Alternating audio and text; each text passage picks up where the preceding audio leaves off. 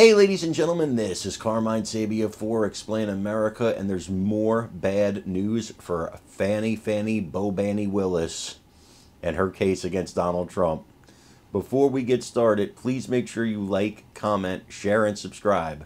Those little things really help us out, and they help our channel continue to grow.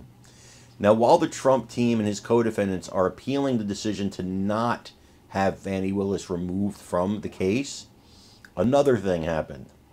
Judge Scott McAfee has now set a hearing date to dismiss the entire case.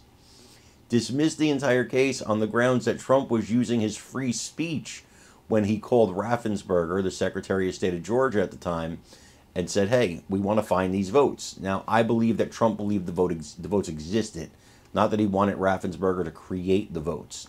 But be that as it may, the judge has set a hearing now to see if the entire case gets kicked out. Oh man, could you imagine the meltdown? Could you imagine the Democrat meltdown if this case is dismissed? It will be, if the best case they have is the Alvin Bragg Stormy Daniels case at the end of all this, and that's a weak case. Oh, that'll be poetic justice. I want you to watch this report and let me know what you think. As always, please remember to like, comment, share, and subscribe. Those little things really help us out, and they help our channel continue to grow.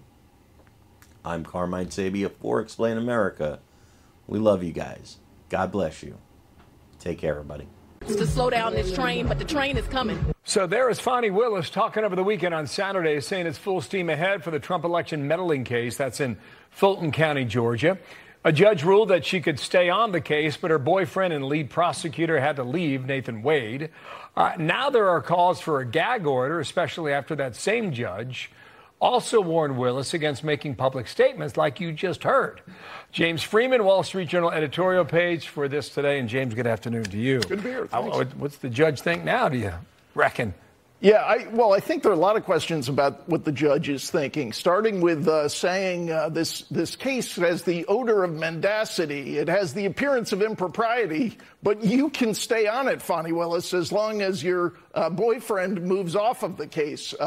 A strange ruling. And I think this is probably news to a lot of public employees in Georgia, that the conflict of interest bar is so high that you actually have to show that money paid to the vendor went to you personally.